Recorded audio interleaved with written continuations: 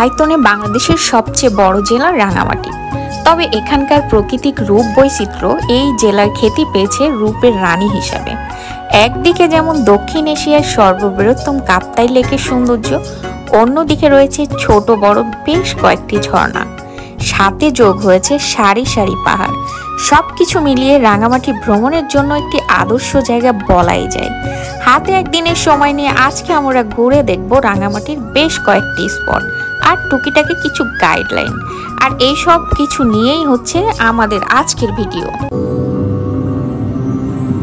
হে everyone, আসসালামু আলাইকুম, welcome back to my channel. তো ঝটপট ব্যাগ গুছিয়ে চলে এলাম নর্দার সামনে। এটা ছিল যমুনা ফিউচার পার্কের পাশে। আর আমার এবারের ভ্রমণ হচ্ছে রাঙামাটি। এবারে যাত্রা শুরু করছি সেন্ট মার্টিন পরিবহনে করে। এটা ছিল এসি বাস, এটার ভাড়া নিছে 1100 টাকা করে। তো আপনারা যদি নন এসিতে যেতে চান সেক্ষেত্রে ভাড়া নিবে 6 থেকে 700 টাকা। এখন রাত 11টা বাজে, আমাদের বাস চলে আসছে। তো আল্লাহর নাম নিয়ে যাত্রা শুরু করছি। জেনে রাখা ভালো, ঢাকা থেকে রাঙামাটি প্রায় 300 কিলোমিটার, যেতে লাগবে 7 থেকে 8 ঘন্টা। রাত 1:30 কুমিল্লার একটি রেস্টুরেন্টে আমাদের যাত্রা বিরতি দেওয়া হয়েছিল। ভ্রমণকালে অবশ্যই খাবার অর্ডার করার আগে দামটা জেনে নেবেন, কারণ হাইওয়ে রেস্টুরেন্টে খাবারের দাম তুলনামূলক বেশি হয়ে থাকে। সকাল 6টা বাজে আমরা চলে আসছি রাঙামাটি দোয়েল চত্বরে। পাশেই আমাদের হোটেল, হেঁটে যাওয়া সম্ভব না তাই সিএনজি নিয়ে নিয়েছি। ভাড়া 10 টাকা, দূরত্ব মাত্র 10 মিনিটের। আমরা চলে আসছি হোটেলের সামনে। আর এই হোটেলের ভাড়া পার ডে আমাদের কাছ থেকে নিছে 1000 টাকা করে। সকাল 11টা বাজে, একটু ফ্রেশ হয়ে বের হয়ে গেলাম খাবারের জন্য। সকালের খাবারটা ভাত মাছ ডাল দিয়েই সেরে নিলাম। এখন চলে যাচ্ছি ট্রলারের জন্য। আমরা চলে আসছি ট্রলারের কাছে। আমরা এই ট্রলারটি নিয়েছি আর এই ট্রলারের ভাড়া আমাদের কাছ থেকে নিছে 1700 টাকা। এখন বাজে 12টা, আর 12টা থেকে সন্ধ্যা 6টা পর্যন্ত ঘুরে দেখাবে 7 থেকে 8টি স্পট। যেহেতু আমরা লেট করে এসেছি, জানি না কয়টা স্পট দেখতে পারবো। তো সবগুলা স্পট দেখতে হলে আপনাদেরকে অবশ্যই সকাল 8টা থেকে 9টার মধ্যে বের হতে হবে। আমরা চলে আসছি বৌদ্ধ মন্দির। মূলত এখানে দুইটা স্পট, একটা বৌদ্ধ বাজার, একটা বৌদ্ধ মন্দির। এটা হলো আদিবাসীদের বৌদ্ধ বাজার। আর আদিবাসীদের ড্রেস দেখে আমারও একটু পরার ইচ্ছা হলো, তো আমিও একটা কিনে পরে নিলাম।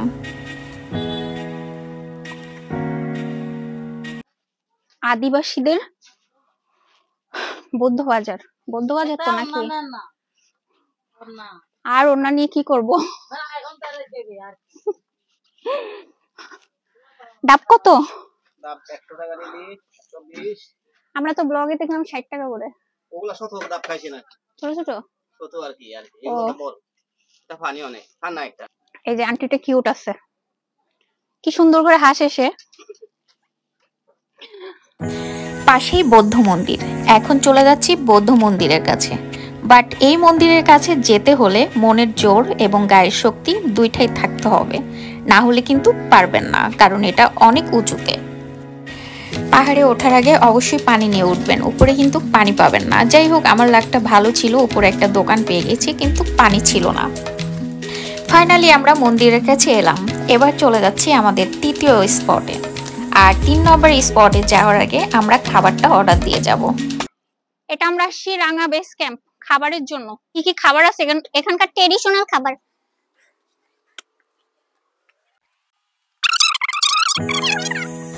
রাঙা বেস ক্যাম্প, এখানে আপনারা পাহাড়িদের যত প্রকার খাবার আছে সবটাই পেয়ে যাবেন।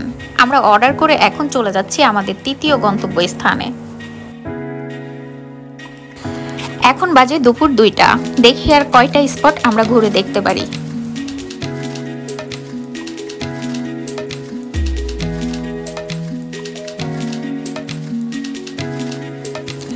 আমরা চলে আসছি আমাদের 3 নাম্বার স্পটে, শুভ লঙ্কা। তবে এখানে দেখার মতন কিছু নাই, এখানকার ঝর্ণাতে পানি নাই, তবে গ্রীষ্মকালে আসলে হয়তো বা পরিপূর্ণ থাকবে। পাশেই আরেকটা ঝর্ণা আছে, আমরা এখন চলে যাচ্ছি সেখানে, আমাদের 4 নাম্বার স্পট। সো গাইস, এখন বাজে দুপুর 3:30। আমরা অলমোস্ট 4টা স্পট দেখে ফেলেছি। এখন চলে যাচ্ছি লাঞ্চটা সেরে ফেলতে। খাবার অর্ডার করে দিয়ে গেছিলাম, এখানে খেতে আসছি এখন।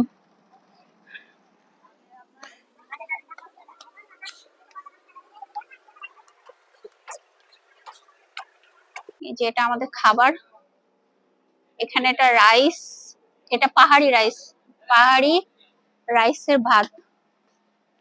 আর এটা হলো ভাস্করল চিকেন প্লাসটা, হ্যাঁ এটা হলো কলামো কাবাবটা, এটা হলো পাহাড়ি সালাদটা, এখানে ব্যাঙ্গো চালকুড়া দিয়ে। তাদের খাবারের মানটা খুব ভালো ছিল। তো যারা রাঙামাটি আসবেন এখানকার খাবারটা ট্রাই করতে পারেন। আর এটা ছিল এখানকার বিকেলের পরিবেশ, মিষ্টি মিষ্টি রোদ, দেখে মনে হচ্ছিল এখানেই থেকে যাই।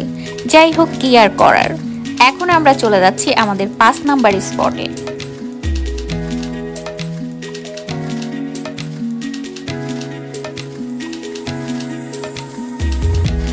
আমরা এখন চলে আসছি আমাদের 5 নাম্বার স্পটে, ঝুলন্ত ব্রিজ।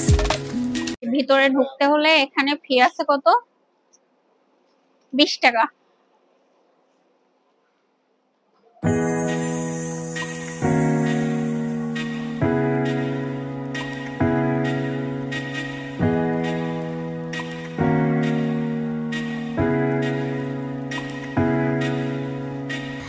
গাইস, আবারও পাহাড় বেয়ে উঠতে হচ্ছে।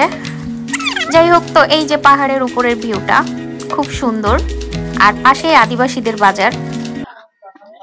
এই যে এখানে এগুলা মার্কেট, ঝুলন্ত ব্রিজের উপরে, পাহাড়ের উপরে। এই যে এখানে আসলে এগুলা পেয়ে যাবেন। বার্মিস মার্কেট এটা, আচ্ছা।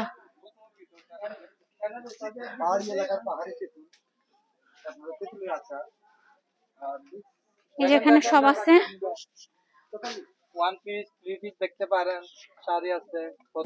তো সারাদিন এই 5টি স্পট আমরা দেখে নিলাম, আর এখন সন্ধ্যা হয়ে গেছে। তো আজকের ভিডিওটা আমি এখানেই শেষ করছি। আর আমার ভিডিওটা থেকে যদি কিছু ভালো লাগে তো সবাই আমার চ্যানেলটা সাবস্ক্রাইব করে দিবেন, লাইক কমেন্ট শেয়ার করে দিবেন। সবাই ভালো থাকবেন, সুস্থ থাকবেন।